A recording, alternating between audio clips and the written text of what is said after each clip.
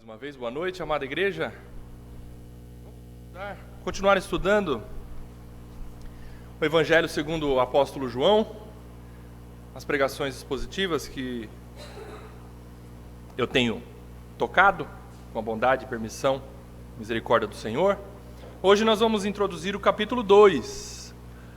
Relembrando o contexto imediatamente anterior, nós vimos, se você folhear aí, não sei, na sua página, na sua Bíblia, se você vai virar uma página, mas imediatamente antes do início do capítulo 2, nós vimos que Jesus chamou eficazmente os seus discípulos. Vimos sobre a história de Natanael, o chamado de Natanael, o chamado de Pedro, o chamado de André, alguns que João, o apóstolo João, relata aqui no finalzinho do capítulo 1. Nós vimos então o chamado eficaz dos discípulos de Jesus, do 35 ao 51, findando o capítulo 1. Agora, vamos iniciar o capítulo 2, nesta noite. Vamos ver o primeiro sinal, o primeiro milagre realizado por nosso Senhor Jesus Cristo, relatado pelo evangelista, pelo apóstolo João. Tá bom? Capítulo 2, vamos ler do versículo 1 até o versículo 12. Por favor, abra sua Bíblia, então, se não abriu ainda, ou acesse o seu smartphone, o seu dispositivo eletrônico aí de Bíblia. Capítulo 2 de João, do versículo 1 ao versículo 12. Leiamos.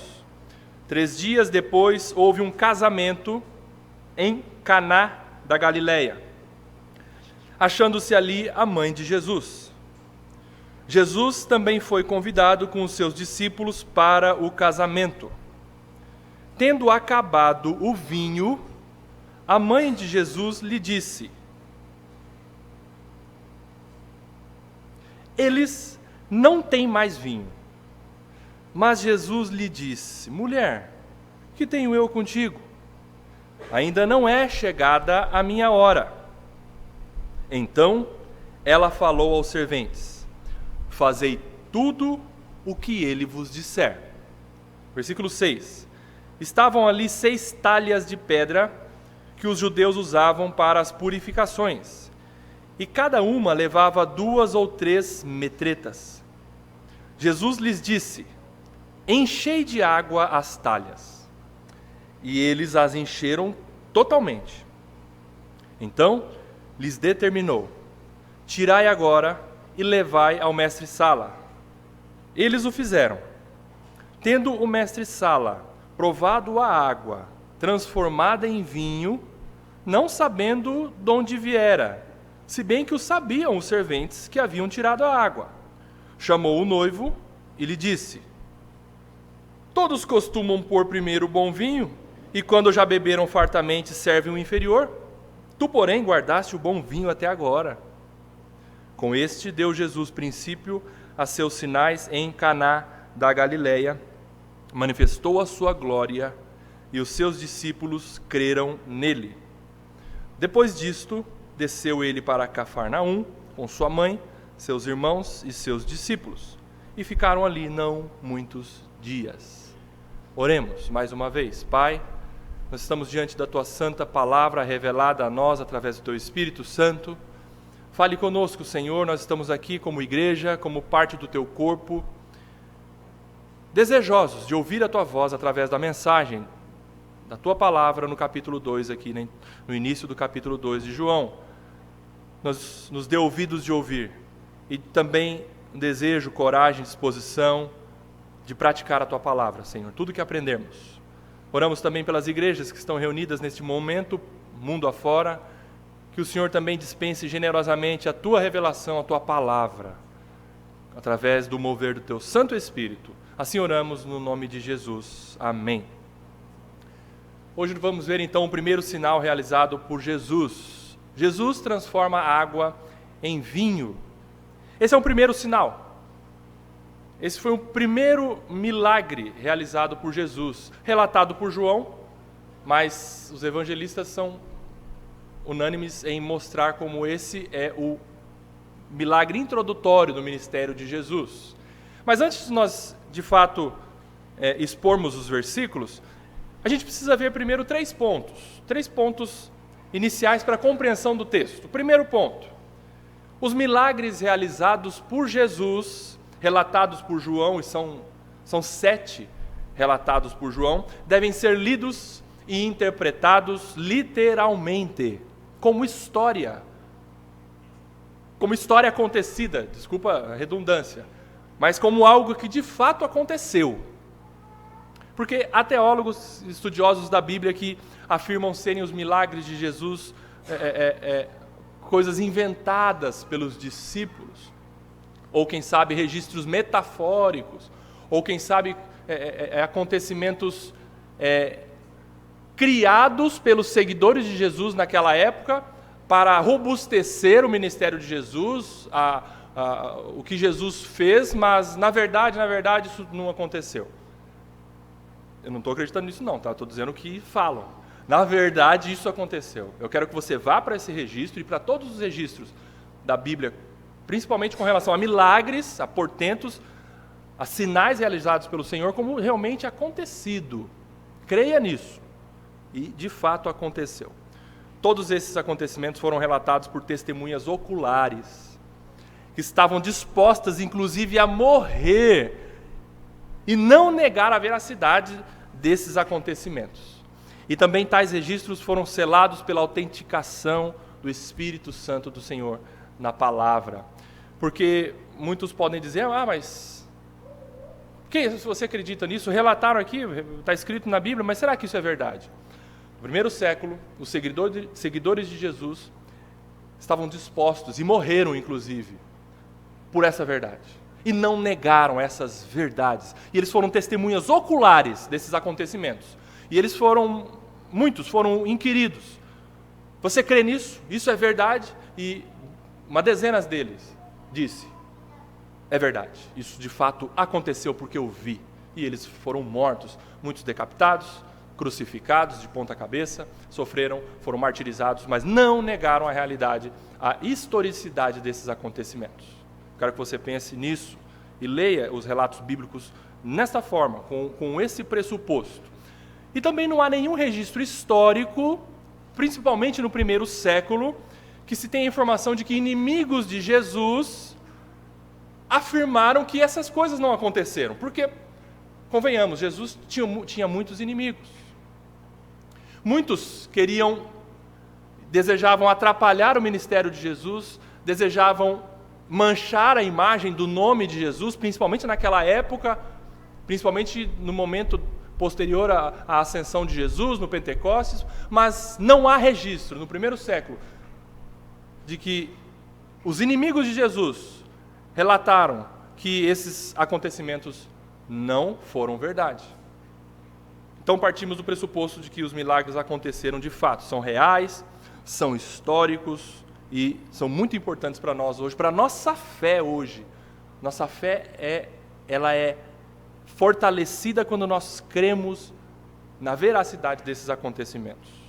Segundo ponto, o fato de que cremos na veracidade dos fatos miraculosos registrados na Bíblia não gera, consequentemente, a crença nos milagres atuais e modernos que são realizados em nome de Jesus. Eu quero dizer para você o seguinte, tem muitas coisas acontecendo por aí, pretensos milagres, portentos realizados em nome de Jesus, atualmente, mas que você e eu não temos a obrigação de acreditar nesses acontecimentos.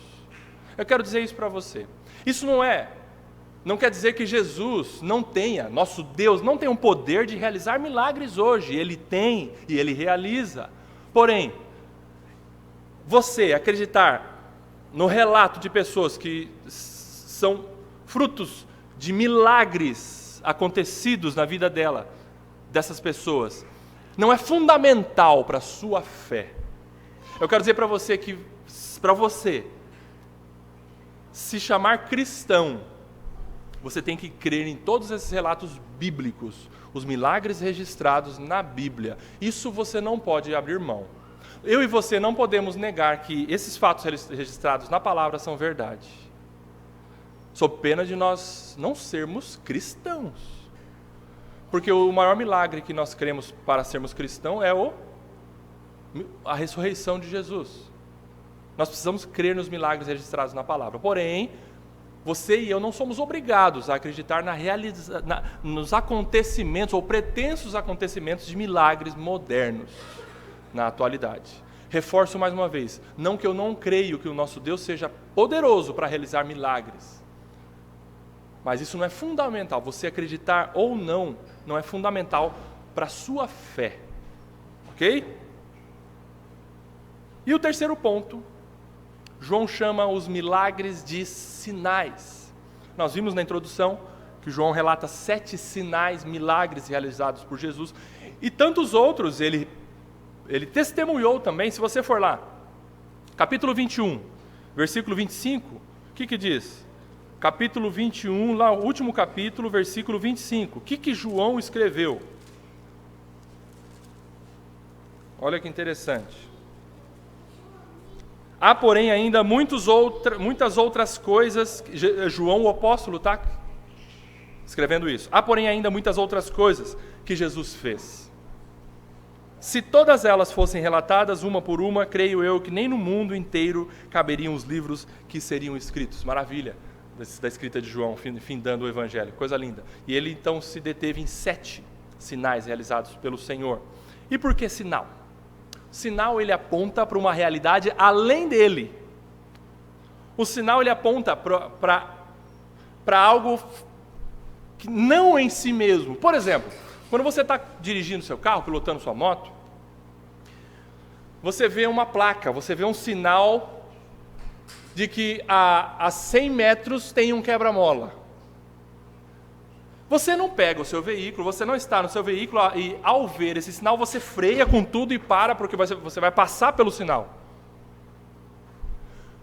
O sinal aponta para uma realidade que vem, ou algo além dele, ou algo mais importante do que ele. Aí você diminui a velocidade, você viu aquele sinal, então você pensa, daqui a pouco eu vou passar por um bloco-toco, tartaruga, sei lá como você queira chamar, quebra-mola, né?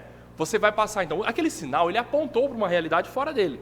Isso nós precisamos entender com relação aos sinais, aos milagres realizados por Jesus. João chama os milagres de Jesus de sinais, não porque eles estão chamando atenção para si, mas porque eles estão apontando para a pessoa de Jesus. Milagres sem Jesus não faz sentido.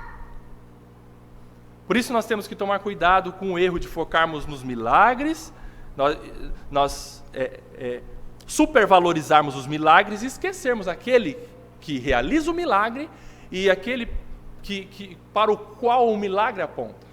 Jesus Cristo.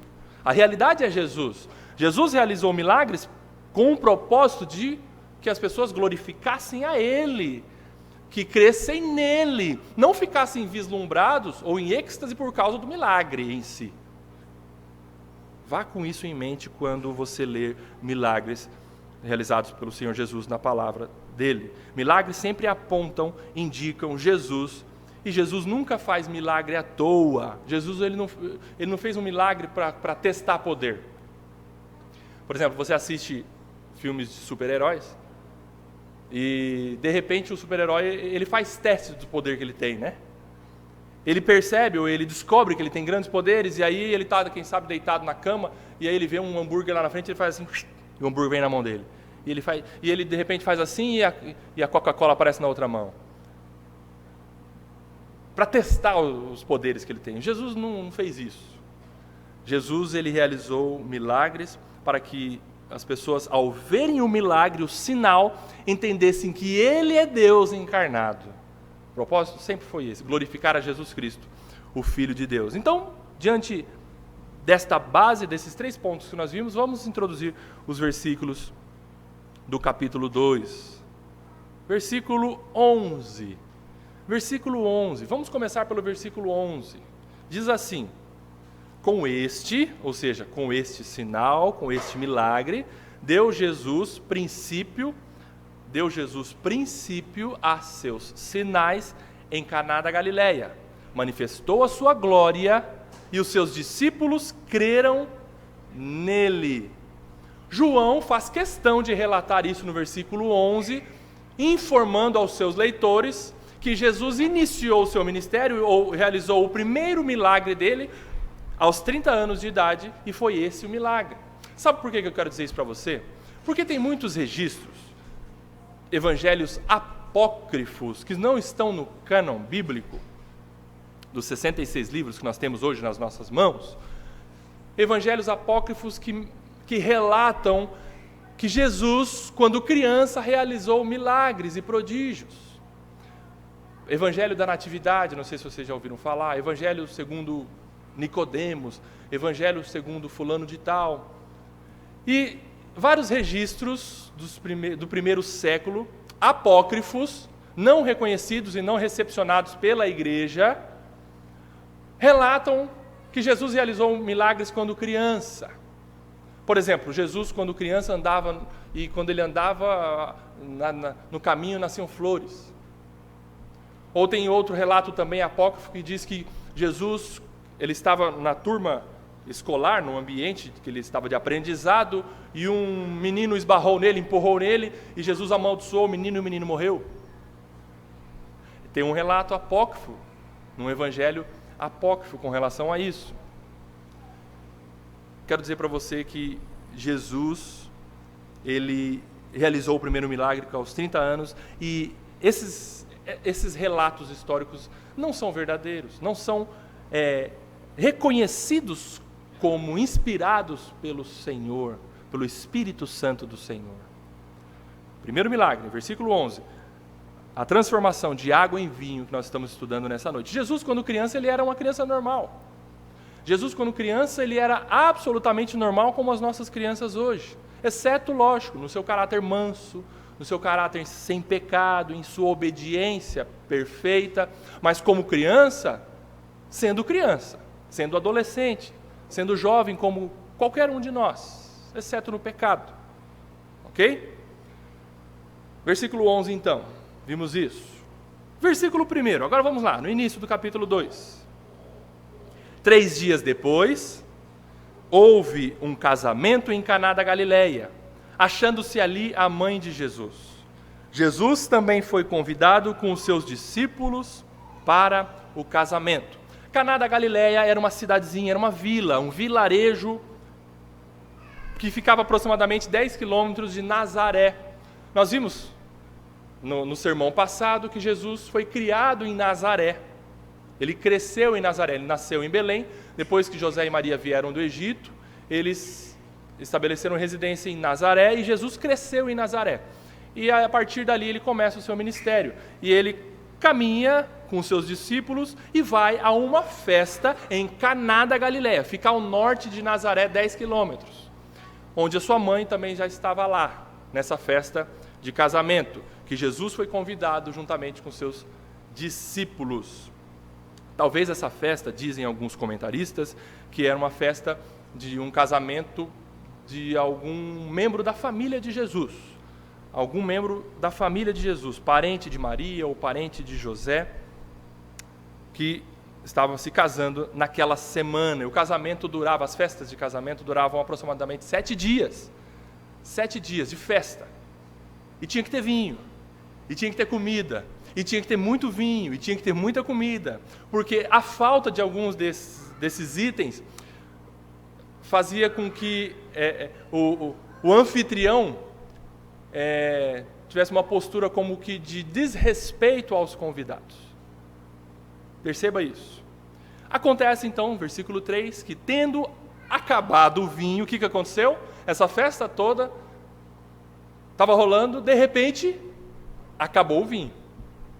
A mãe de Jesus lhe disse, versículo 3, eles não têm mais vinho. O vinho acabou durante a festa. E era obrigação da família anfitriã alimentar bem os convidados. O vinho fazia parte da cultura hebraica.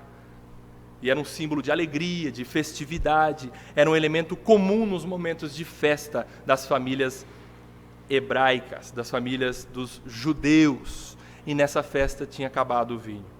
E o interessante é que Maria, por alguma razão, que não está expressa aqui no texto, ela achou que era responsabilidade dela resolver o problema. Vocês percebem que Maria ela se antecipa e chega em Jesus e fala, eles não têm mais vinho. Talvez porque Maria ela fosse ali já de idade, ela era uma senhora já naquele momento, quem sabe uma espécie de matriarca da família, e por algum motivo ela assumiu essa responsabilidade de ter que resolver essa questão. E também ela já sabia quem era o filho dela. Nessa altura, ela já sabia que Jesus era o Filho de Deus encarnado. Então ela chega no seu filho e fala, eles não têm mais vinho. E a reação de Jesus foi a seguinte, versículo 4, leia. Mas Jesus lhe disse, que tenho eu contigo? Ainda não é chegada a minha hora. Alguns interpretam erroneamente esse versículo, achando que Jesus foi rude, foi grosso com a sua mãe, com Maria, dizendo, mulher, que tenho eu contigo? Mas não é chegada a minha hora.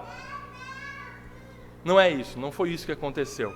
É como se, a história que os irmãos sabem, o filho que está lá estudando no exterior, e ele é mensalmente bancado pelo pai, e ele manda uma carta para o pai, escrito assim, pai, manda mais dinheiro. Aí o pai olha aquele papel e fala, olha aqui, meu amor, nosso filho está pedindo dinheiro. Pai, manda mais dinheiro. Aí a esposa pega e fala, não, meu amor, você não viu o que ele escreveu? Pai, manda mais dinheiro. Ah, tá, então assim sim. Muitas vezes a leitura que nós fazemos do texto não é o que de fato aconteceu. Jesus não foi grosseiro, não foi rude, de forma alguma com a mãe dele aqui. O termo mulher é um termo comum, um termo normal, respeitoso, termo hebraico, usado por Jesus de forma respeitosa, dizendo assim, mulher no sentido de ser senhora. Jesus usou esse termo com outras mulheres também, por exemplo, a mulher samaritana, ele se dirigia a ela como mulher, e ele falou também, dirigindo-se a mulheres, usando esse termo, usando essa expressão, que não é assim, ô mulher, não, senhora, minha mãe, perceberam? Pelo contrário, era o termo usado em consideração à pessoa do sexo feminino com a qual se estava conversando, com evidente cortesia. O termo equivalente em português, aqui, mulher, é muito raquítico, está distante do que de fato é a realidade. Ou no original grego da Septuaginta, o dinai, que é mulher aqui, que é uma forma respeitosa de conversar, de dialogar com uma mulher. Foi isso que Jesus falou. E o que Jesus quis dizer com isso? O que Jesus quis dizer com isso? Com amor, com bondade, Jesus repreende sua mãe, isso é inegável, com amor, com respeito, com bondade. Jesus repreende sua mãe, porque primeiro ela queria exercer autoridade sobre ele. Isso nós não podemos negar. E Jesus diz assim, que tenho eu contigo? Ou seja, o que a senhora e eu temos em comum nesse momento? Jesus não desrespeitava os seus pais, mas ele percebe que Maria, de certa forma, tentou levar a ele exercer a sua autoridade redentora fora do tempo. O que os comentaristas mencionam sobre esse texto é que Maria, de alguma forma, querendo resolver aquela questão do vinho, ela chega em Jesus e fala, filho, usa o seu poder nesse momento para... Eu sei que você é redentor, eu sei que você é o Filho de Deus, é o Deus encarnado, eu estou crendo nisso, eu creio nisso, por isso resolva essa questão, porque a festa vai dar bafão para a nossa família, mais ou menos isso. Resolva, por favor. E Jesus fala, senhora, não há uma relação como antes, como eu era seu filho pequenininho, ou adolescente, ou jovem, lá em casa. Agora o meu propósito é outro, eu preciso obedecer o propósito do meu Pai Celestial, que é maior. Então não é agora que eu vou manifestar a minha autoridade redentora. Assim foi que Jesus respondeu a Maria. E é assim que nós precisamos entender. Ainda não é chegada a minha hora, senhora minha mãe, a hora em que eu me manifestarei ao mundo, a hora em que eu mostrarei quem de fato eu sou. Qual seria o momento? A qual momento Jesus está se referindo aqui? Ainda não é chegada a minha hora? A hora em que ele morreria na cruz pagaria pelos pecados, é isso que ele estava dizendo para Maria. Realizaria a obra redentora que ele veio ao mundo para realizar. Dessa forma ele respondeu para sua mãe Maria: Senhora, não é chegada a minha hora ainda. Dr. Carson, ao comentar esse versículo, ele diz: mas agora que ele havia entrado no propósito de sua vinda, tudo, inclusive os laços familiares, tinham que ser subordinados à sua missão divina. Jesus respeitava seus pais, Jesus respeitava Maria, mas acima de tudo ele estava obedecendo à agenda de Deus, o momento de Deus, para ele se revelar com atividade redentora, como Maria queria que ele se manifestasse naquele momento. Então Jesus fala: ainda não é chegada a minha hora de eu me manifestar ao mundo como de fato eu tenho que me manifestar. Acontece, apesar da resposta de Jesus, parece que Jesus deu um corte, né? Falou: não, eu não vou fazer nada. Apesar dessa resposta de Jesus, não é chegada a minha hora, Maria, ela se convenceu de que seu filho, Jesus, faria alguma coisa. Por quê? Olha no versículo 5. Então, ela ouviu a resposta de Jesus e ela falou para os serventes: fazei tudo o que ele vos disser. É porque o texto aqui ele é bem enxuto com relação aos detalhes do que aconteceu. Mas não sei se o olhar de Jesus, Maria percebeu que ele realizaria alguma coisa naquele momento. Tanto é que ela fala para os serventes: fazei tudo o que ele vos disser. Versículo 5. Então ela falou aos serventes: fazei tudo o que ele vos disser. E eu quero dizer para você, mãe, nesse recinto, que Maria é a única mãe do mundo que pode dizer isso, e somente com relação ao seu filho Jesus. Você, mãe, não pode dizer para mim ou para qualquer das pessoas: façam tudo o que o meu filho disser. Só Maria pôde falar isso, e somente com relação ao seu filho Jesus. Maria teve outros filhos, e ela não pôde falar isso com relação aos outros filhos, somente com relação a Jesus. E ela, com muito temor, entendendo, Maria, ela entendia que ali na frente dela estava o seu Redentor, estava o seu Senhor e Salvador. E ela fala para os serventes: façam tudo o que ele disser a vocês. Prestem bem atenção no que ele vai falar a vocês. Aqui há também uma prova explícita da fé presente na vida de Maria. Maria precisou de um Redentor. Maria não é corredentora.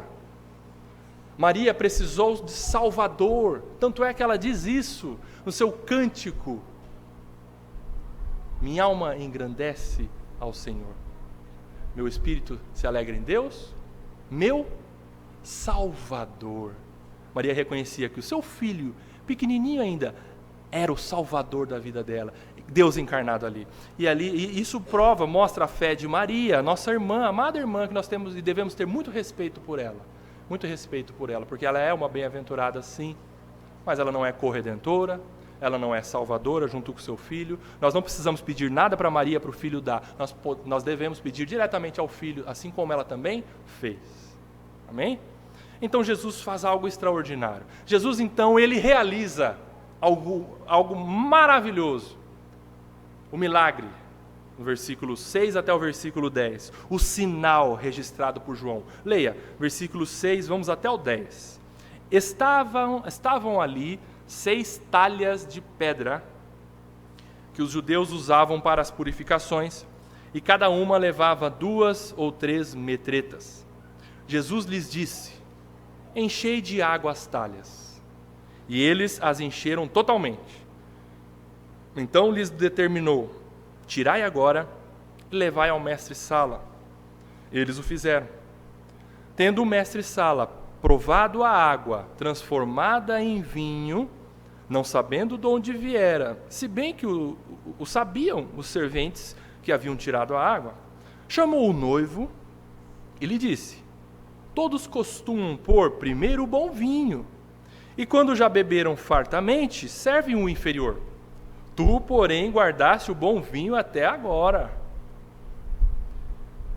Aí está o milagre da transformação da água em vinho. Mas o que isso tem de de extraordinário? O que esse milagre é em si extraordinário? O que aconteceu? É que os homens não conseguem manipular determinados elementos químicos de tal forma que um se transforme em outro.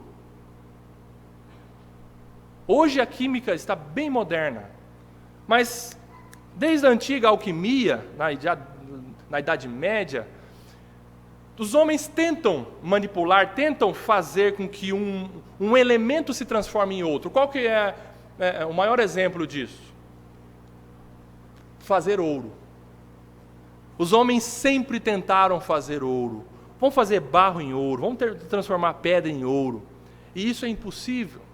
Aqui há um registro verídico de que Jesus, ele transforma água em vinho.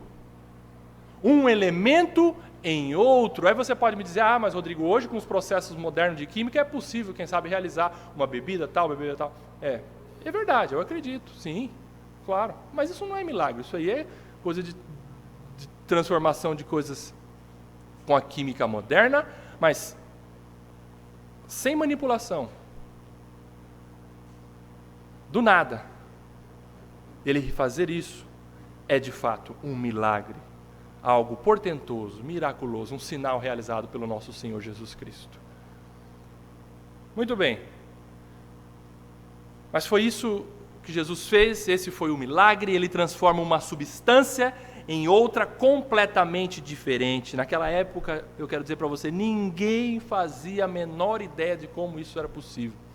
E realmente foi quando eles olharam aquilo, eles ficaram maravilhados. Glorificaram a Jesus e os discípulos creram nele, nós vimos no versículo 11. E a maneira como Jesus realiza esse milagre? Vocês perceberam que é interessante que Jesus ele não faz show de fé.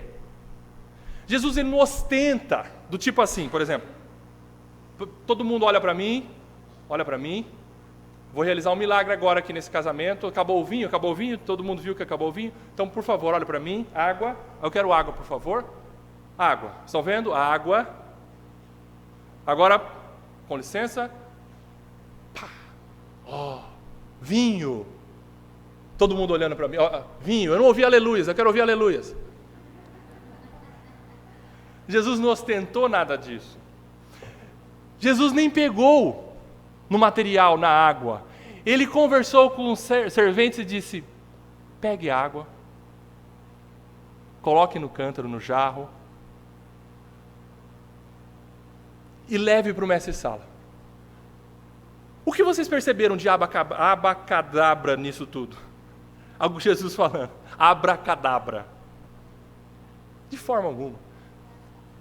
Jesus não ostenta, Jesus não faz sensacionalismo de forma alguma com relação à realização dos milagres. Jesus ele não faz show de milagres, ele sequer toca nos jarros e na água. E João relata isso provando que, qual é a intenção de João? Lembra que nós vimos na introdução? João relata 7 sinais para provar que ali aquele homem era Deus. O próprio Deus manipulando, agindo com a palavra do seu poder, transformando um elemento em outro. O próprio Deus estava ali encarnado, Jesus, realizando esse ato miraculoso. Versículo 6. Versículo 6 fala sobre talhas. Para quem não sabe, talhas são jarros de pedra grandes, jarros grandes de pedra, e metreta, como o texto mostra aí, tem versões que já traduzem a medida nossa, comum nossa, que é litro. Metreta é uma medida grega para líquido. Uma metreta corresponde a aproximadamente 40 litros de líquido. Certo? Versículo 7, o que diz o versículo 7? Jesus lhes disse, enchei as talhas, e eles encheram totalmente. Quantas talhas tinham? 6 talhas. Jesus pede para encher as talhas, os jarros com água. Eles encheram aproximadamente 600 litros de água, aproximadamente, tá bom? E isso, tudo quieto. De forma discreta, sem sensacionalismo. A festa estava acontecendo. É bem verdade que, quem sabe, uns convidados estavam meio bicudo, estavam meio assim, cochichando. Acabou o vinho, hein? Que vergonha. Mas a festa estava acontecendo. E Jesus realizou esse milagre. Versículo 8. O que diz o versículo 8? Então lhes determinou: tirai agora e levai ao mestre Sala. Eles o fizeram. Por que Jesus manda para o mestre Sala? Jesus manda para o mestre Sala, porque o mestre Sala era como se fosse um cerimonialista. Era alguém responsável, dizem alguns comentaristas, que era um convidado da família, que era perito em bebida, e principalmente em vinho, e era entendido na realização de festas, de cerimônia, de festividade. Mestre Sala. E Jesus então pede para o mestre Sala provar o vinho. Por que Jesus faz isso? Jesus, ele quer que aquela água transformada em vinho, passe pela análise técnica de alguém, para provar, realmente é vinho mesmo. Isso é vinho. Jesus, com a sabedoria dele, para provar ali para as pessoas que estavam vendo tudo aquilo, e para nós hoje, para aumentar mais ainda a nossa convicção de que esse milagre aconteceu, Jesus pede para o mestre Sala, então, provar, para que os serventes levassem ao mestre Sala. Versículo 9. A essa altura a água já tinha sido transformada em vinho. Versículo 9, tendo o mestre Sala provado a água transformada em vinho, não sabendo de onde viera, se bem que o sabiam os serventes que haviam tirado, chamou o noivo. O mestre Sala prova aquela bebida, aquele vinho. E aquele vinho era bom demais. Aquele vinho era melhor do que o vinho do começo da festa. O mestre Sala provou isso. Versículo 10. E o mestre Sala chamou o noivo e disse: todos costumam pôr primeiro o bom vinho, e quando já beberam fartamente, servem o inferior. Tu, porém, guardaste o bom vinho até agora. Qual que foi o raciocínio do mestre Sala? O mestre Sala, ele achou que foi uma estratégia do noivo. Era uma família pobre, era uma família que não tinha condições de bancar uma festa com um vinho bom desde o início. Então, o mestre Sala, sabendo das condições financeiras do noivo, e ao contrário do que normalmente se fazia, de servir o vinho bom no início, e aí as pessoas vão tomando vinho bom, tomando aquele vinho bom, vão se enjoando do vinho bom, para não dizer ficando bêbado, né? Vão se enjoando do vinho bom, aí o dono da festa vai segurando o vinho bom e vai soltando o vinho ruim, para não gastar. Mas ao contrário do que normalmente se fazia, o mestre Sala ficou abismado. Falou: entendi o que você fez. Você soltou o vinho ruim no começo e as pessoas foram bebendo e deixou o vinho bom para o final, para não gastar. Entendi. É por causa das suas condições financeiras. Esse foi o raciocínio do mestre Sala. Perceberam aí no versículo 10? Todos costumam pôr primeiro o bom vinho, e quando já beberam fartamente, serve o inferior. Tu, porém, guardaste o bom vinho até agora. O vinho produzido por Jesus foi um vinho de melhor qualidade. E o mestre Sala parabeniza, de certa forma, o noivo. Fala: boa estratégia, que bom. Você raciocinou bem, você fez algo interessante para segurar o vinho bom no final. Os serventes viram o que aconteceu, viram a realização do milagre, mas o mestre Sala não se deu conta do que havia acontecido.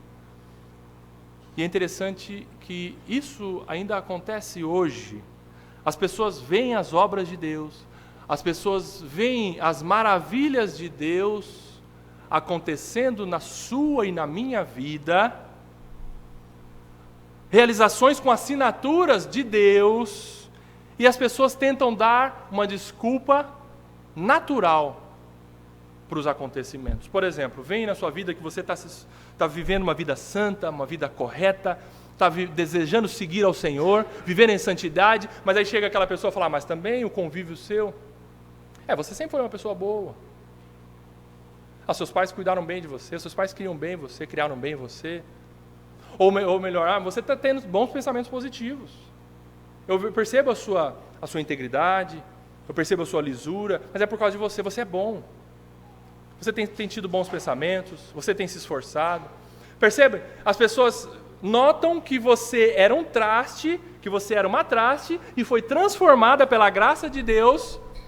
É notório isso, mas as pessoas não reconhecem que é Deus agindo na sua vida. Elas tentam dar uma desculpa natural, mas não reconhecem que Deus transforma de fato, e essa vai ser uma das aplicações no final. Deus transforma a sua e a minha vida, completamente. O milagre que Deus realiza na sua e na minha vida. E foi o que o mestre Sala fez. Os serventes viram o que aconteceu. Algo miraculoso aconteceu no interior daquela festa, mas passou. Para os serventes, para o mestre Sala, para o noivo, quem sabe para muitos convidados ali, nada aconteceu de tão importante assim. Os sinais miraculosos eles não são em si uma glória evidente. São necessários, eu quero dizer para você, os olhos da fé para ver a glória revelada no milagre. Muitos têm olhos, mas não enxergam, não por falta de evidências, mas por falta de visão, por falta de fé. A graça de Deus, ela chega para você e para mim, e nós temos o privilégio de ver os atos portentosos de Deus.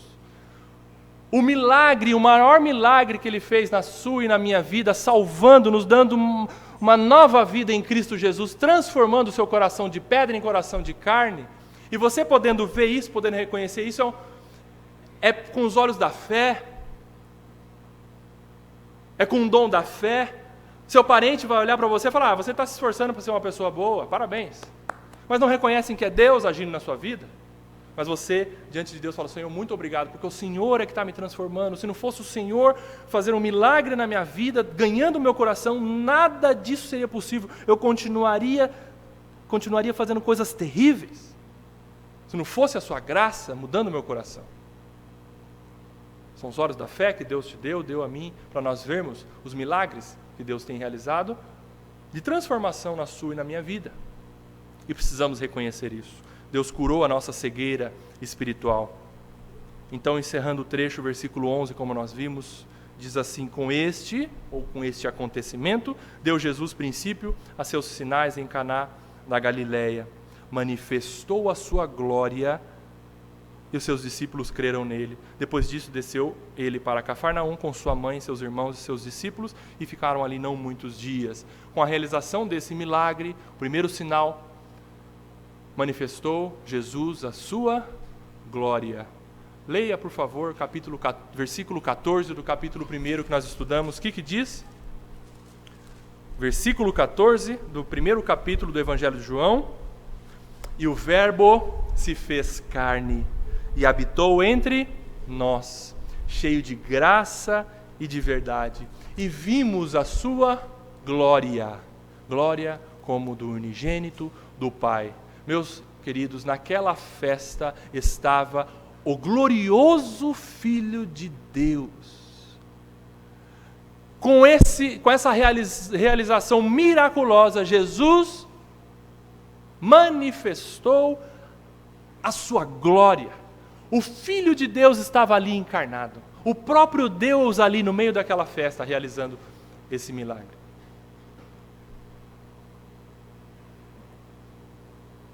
Cada passo ao longo do curso do ministério de Jesus é um prenúncio da glória que haveria de ser manifestada de forma completa na cruz. Jesus inicia prenunciando a sua glória que haveria de ser cabalmente manifestada na cruz do Calvário. Jesus de Nazaré, aquele rejeitado, manifestou a sua glória redentora na cruz, ao morrer pelos pecadores, ao cumprir a exigência de Deus Pai. A glória manifesta de Jesus na cruz de forma excelsa, de forma plena. E seus discípulos creram nele. Aleluia! Glória a Deus por esse versículo, porque ainda que se nós ficássemos só com a realização desse milagre e não víssemos ali pessoas crendo em Jesus, nós, quem sabe, ficaríamos chateados, decepcionados, porque Jesus realizou um milagre. Mas e aí? O que aconteceu? Mas João fez questão de mostrar, e os seus discípulos creram nele. Isso traz alento para você e para mim. Quando você vê atos miraculosos realizados pelo Senhor Jesus e lê, e você é ganho pelo Espírito Santo, você crê nessa verdade e é uma ação do Senhor Jesus na sua vida. Crer que Ele é Deus, o nosso Senhor Jesus Cristo é Deus. Vamos para as conclusões. Esse sinal apontava para o quê? Em primeiro lugar, esse sinal mostrou que Jesus não era uma pessoa comum. Ele não era apenas mais um convidado na festa. Estava ali, naquela festa de casamento, o Filho de Deus, o Emanuel, o Deus presente, Deus convosco. Se o noivo, quem sabe, ou a noiva tivesse noção, o convidado mais importante da festa, Jesus Cristo, o Filho de Deus ali encarnado. Esse sinal também mostra que Jesus ele não era um mágico, ele não era um encantador que por meio do engodo, por meio do engano, atrai as pessoas por meio de mágica, por meio de magia, por meio de encantamento, por meio de manipulação de coisas, para que as pessoas fiquem... mas não é? Será que ele fez, mas não fez? Sabe aquela coisa de mágico? Não. Jesus realizou aquele milagre e ele, como Filho de Deus, transforma um elemento em outro pela palavra do seu poder. Nesse texto, tem tantas lições que nós podemos tirar. E tem gente por aí também que pega esse texto e coloca uma mensagem do tipo, Maria não manda em Jesus. Não, mas não é isso. O texto não quer dizer isso. O texto, na verdade, o que João está mostrando para nós é que Jesus é o Filho de Deus. Lembram-se dos propósitos de João? Jesus é o Filho de Deus. Esse sinal, acima de tudo, aponta para Jesus, ele manifestando a sua glória como o todo-poderoso Filho de Deus presente naquela festa.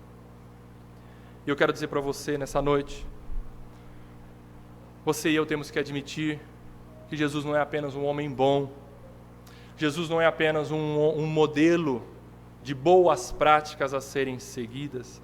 Jesus, ele não é um mártir, porque um mártir fica ou ficou morto. Mas Jesus é o Filho de Deus, o Deus encarnado, o Redentor que pelas profecias foi anunciado. E naquele momento estava encarnado na frente daquelas pessoas. E nós cremos no nosso Senhor Jesus Cristo, que Ele é poderoso, Ele, sendo o próprio Deus, Ele pode transformar completamente a sua e a minha vida. Por isso eu quero dizer para você, se você não crê em Jesus Cristo ainda como seu Senhor e Salvador, entregue-se a Ele, renda-se a Ele nesta noite.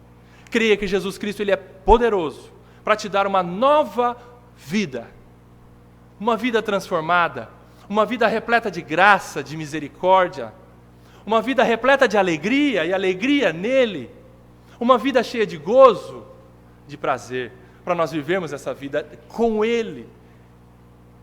O milagre que Deus pode fazer na sua e na minha vida, transformando o nosso duro coração, para nós nos rendermos a Ele como nosso Senhor e Salvador. Que você diga nessa noite, Senhor Jesus Cristo, eu reconheço neste momento que o Senhor é meu maravilhoso Salvador e dono da minha vida, que pode fazer um grandioso milagre de transformação real e verdadeira em mim.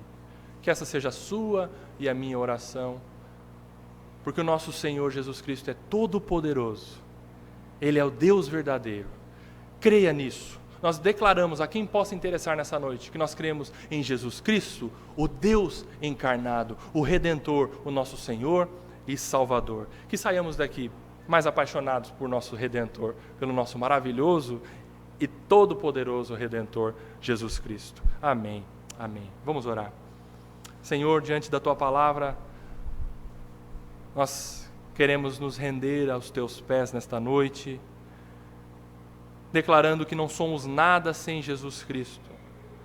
Por isso, eu peço a Ti que o Senhor continue a Tua obra de transformação nas vidas daqueles que o Senhor já iniciou a Tua boa obra. E cremos por Tua palavra que o Senhor há de completá-la até o dia de Cristo Jesus. Continue o Teu ato milagroso de transformar a nossa dura servir, o nosso duro coração, para sermos verdadeiramente Teus filhos, adoradores do Senhor, rendidos ao Senhor como Todo-Poderoso. E aqueles ainda nesta noite que não reconhecem a Jesus Cristo como Senhor e Salvador, eu Te peço que o Senhor possa quebrar esse duro coração, para que essa pessoa se renda verdadeiramente e declare: Jesus Cristo é meu Senhor e Salvador, e não há ninguém que possa me salvar, e não há ninguém que eu possa ir a não ser Jesus Cristo. Assim oramos, crendo piamente no Teu poder, no nosso Senhor Jesus Cristo. E é nesse nome que oramos. Amém. Amém.